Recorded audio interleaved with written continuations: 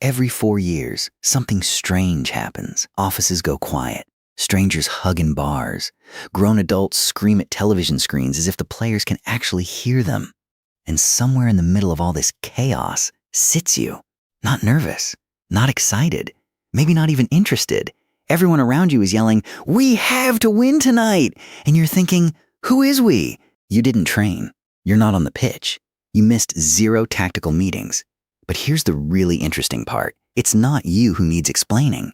It's them. Why do billions of people become emotionally destroyed by a game between strangers played in a country they've never visited, by athletes they've never met? Today, we're going to find out, and the answer will tell you something surprising about yourself too. The brain trick behind "we won." Let's start with the most revealing sentence in sports psychology.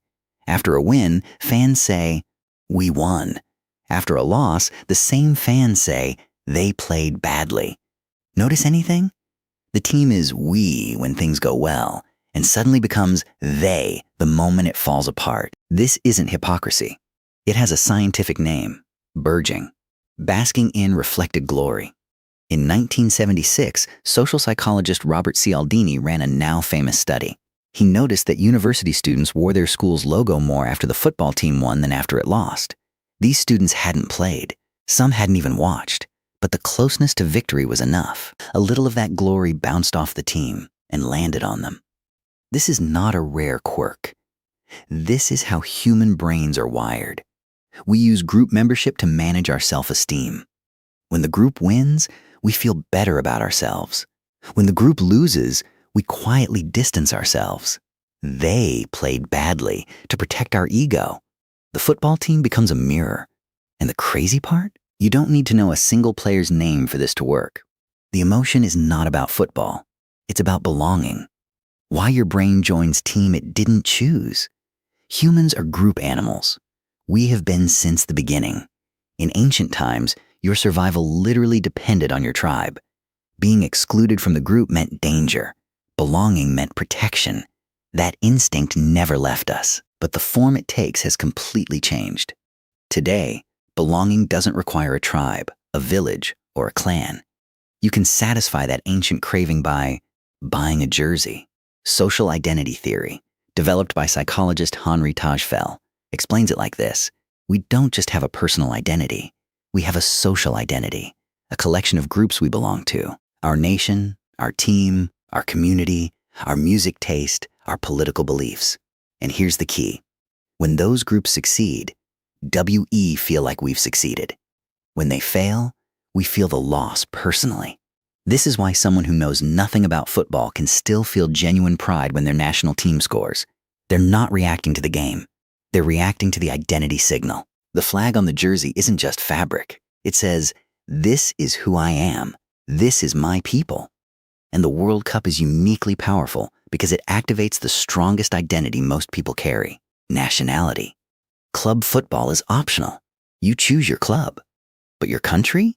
You were born into it. That makes the emotional pull feel much older, much deeper, and much harder to ignore. The science of fake excitement. Now let's talk about the person who's watching but feeling nothing. Maybe that's you.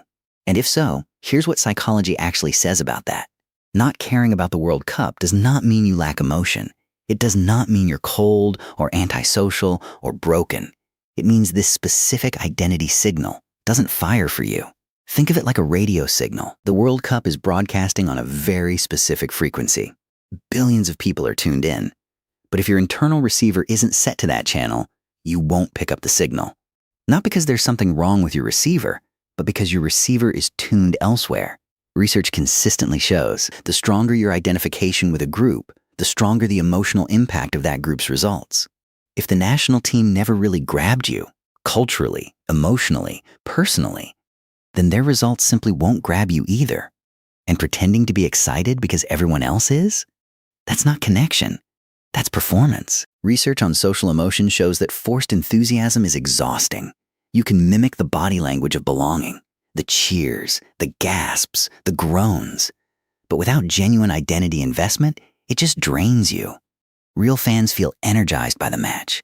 People performing fandom feel tired afterward. If you've ever sat through 90 minutes of football and felt nothing but relief when it ended, that's your brain telling you something true. Why it feels so addictive. For people who ARE invested, why does it feel this intense? 2 words, intermittent reinforcement. This is the same psychological mechanism behind slot machines, social media notifications, and gambling. The reward doesn't come on a schedule. It comes randomly, unpredictably, without warning. A goal can happen in the first minute, or not until the last second of extra time, or never. That uncertainty is not boring to the brain. That uncertainty is electrifying. Your reward system doesn't just activate when something good happens. It activates on the possibility that something good might happen. And when the reward is unpredictable, the brain stays on maximum alert. This is why a zero match can still feel unbearable. The tension isn't from what's happening. It's from what might happen at any second. But, and this is crucial, you can only feel that tension if you're emotionally invested. Without genuine investment in an outcome, uncertainty is just uncertainty. You're not watching a thriller. You're watching a coin flip with commentary. That's the experience non-fans describe. 90 minutes of waiting for other people to explain why it matters. The media machine and the bonds we feel. Here's a question worth sitting with. Is it strange to feel emotionally bonded to athletes you've never met? Actually, it's completely understandable. And it has a name: parasocial relationships. In 1956, sociologists Donald Horton and Richard Wohl described how mass media creates the feeling of knowing someone, even when that relationship only flows one direction. You've seen Messi's face thousands of times. You've watched him cry after a loss. You've seen him interviewed. You know his childhood story. With enough repetition, that exposure starts to feel like familiarity. And familiarity can feel like connection, even when, objectively, none exists.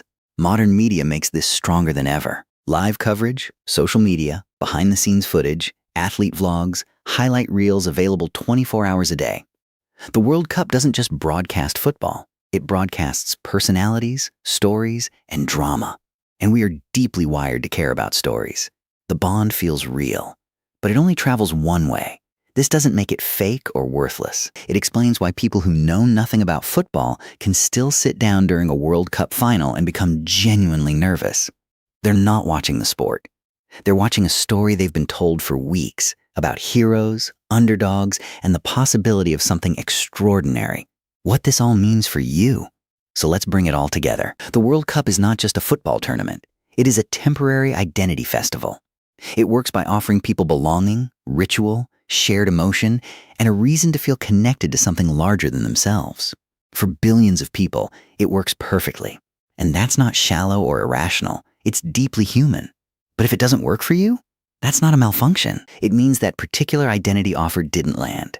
The national team frequency isn't your channel, and your need for belonging, which is just as real as everyone else's, has simply found a different home.